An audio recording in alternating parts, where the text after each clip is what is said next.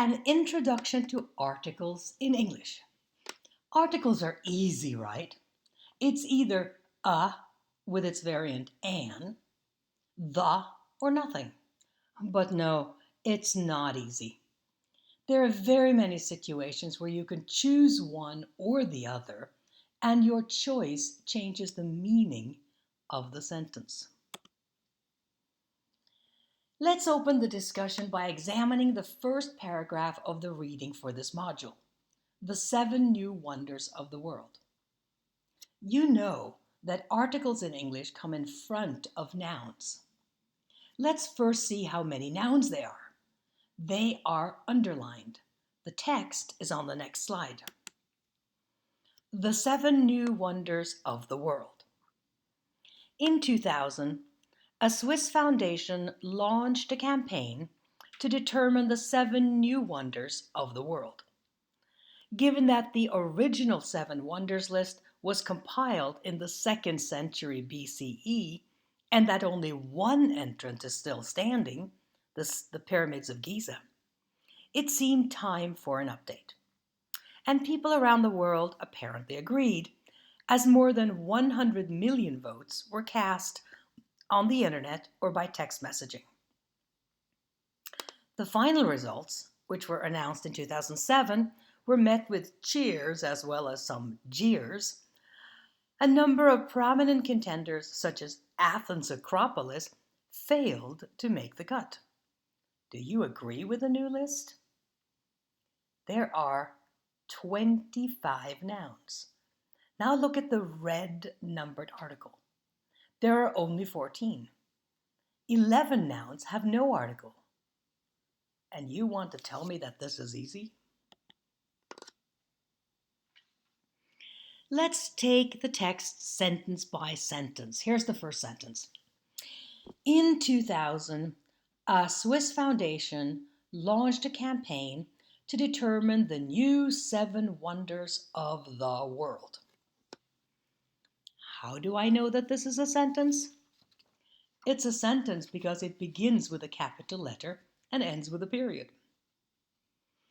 Now we would say a Swiss foundation because there are many Swiss foundations, and this is just one of these. This is also true for article number 2. There are many campaigns. If you had said the campaign, it would mean that this is the only one. Now, why does the writer say the new 7 wonders? It is because there is already a list of 7 wonders of the world, and they're just making one single new list. For that reason, you say the. But what about the world? First of all, it is capitalized because the word world is part of the name of the list, the new 7 wonders of the world. And the reason we say the world is because we believe there is only one so far. Let's go to the second sentence. Given that the original 7 wonders list was compiled in the 2nd century BCE and that only one entrant is still standing, the pyramids of Giza, it seemed time for an update. Here the article the seems to be a long way from the noun it modifies, the word list. That's because there is an adjective, a number, and a name in front of it. This also shows us that we can use one noun in front of another. When we do that, the first noun functions as an adjective. And there was only one original 7 wonders list, hence the definite article. The 2nd century before Christian era, that's what BCE stands for, well, there was only one 2nd century. Now, why does the word entrant not have an article? Aha! That is because it has a number instead. You say, there was only one, whatever, there were only 2, whatever. How about the pyramids of Giza? Giza is the name of a place where the pyramids are, And they are the pyramids of Giza because they are the only pyramids of Giza. There are other pyramids. The word time has no article. It seemed time for an update. It's not the time or a time, it's just time in general. And an update because there can be more than one update, of course. The next sentence. And people around the world apparently agreed, as more than 100 million votes were cast on the internet or by text messaging. We say the world because we mean this one, Terra. Of course, you can also talk about many possible worlds circling other suns. You could say, I hope there is a world in the galaxy where there is intelligent life. The noun votes has zero article. Instead of saying the votes, you say how many, just as in the example on the previous slide.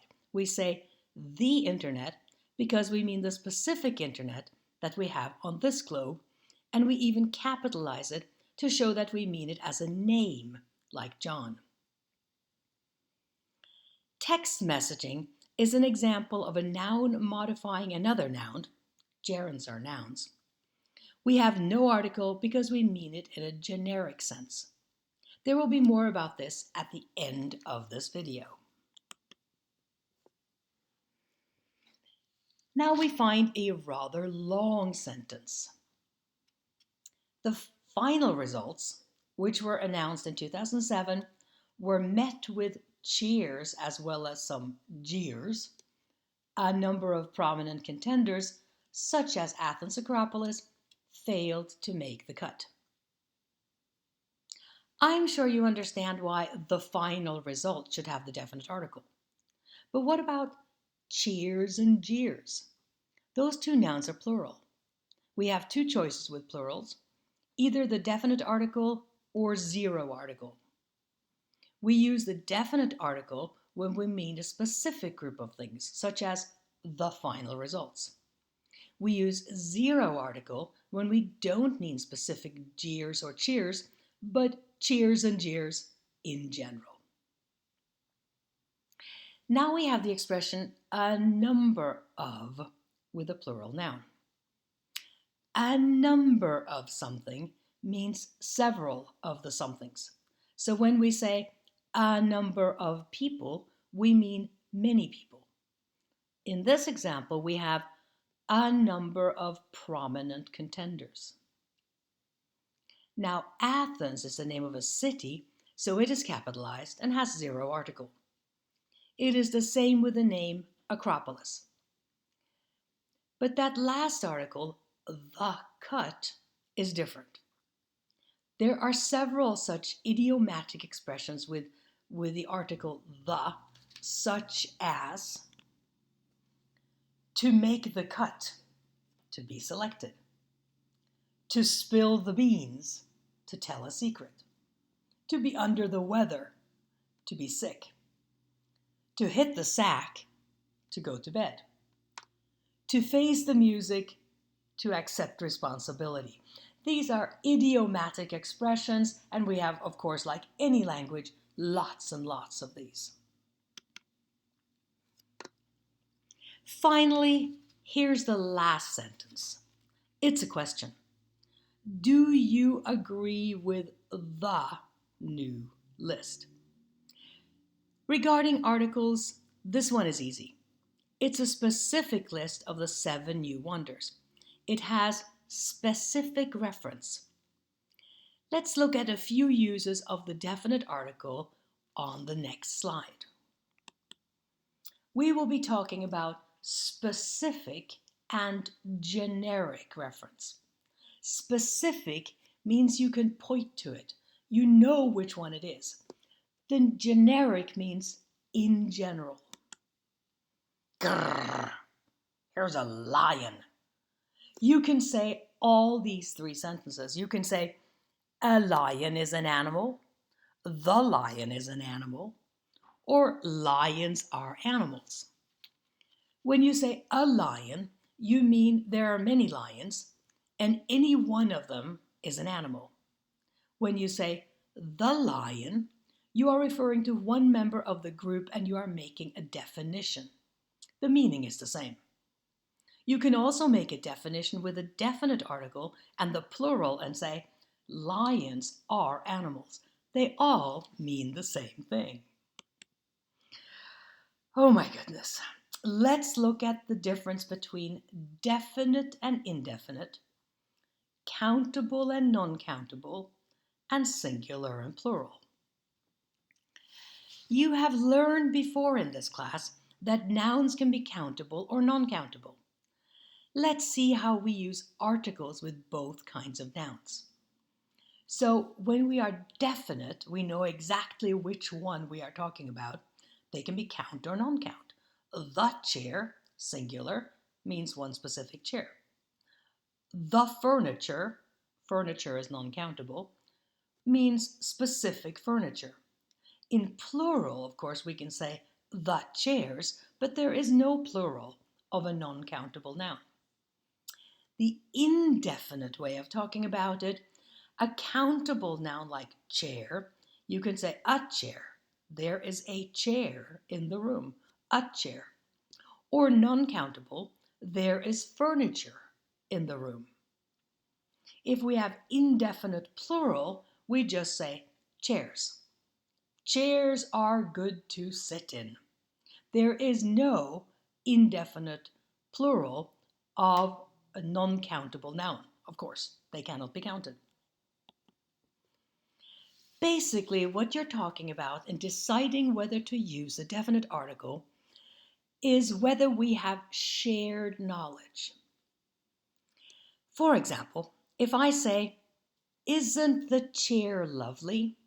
you may certainly ask, looking confused, "Which chair?" For you to understand which chair I mean, we have to have shared knowledge. If we were talking about the chair with the Union Jack flag, that means the British flag, it's called the Union Jack, you would understand immediately if I say, "Isn't the chair lovely?" We can also talk about general knowledge. For example, when we say the moon, we both know we mean the single moon here on Earth. If we say the president, it depends on which country we're talking about. If we are in the United States, we probably mean that country's president. But if we are in Mexico, we most likely mean the president of Mexico.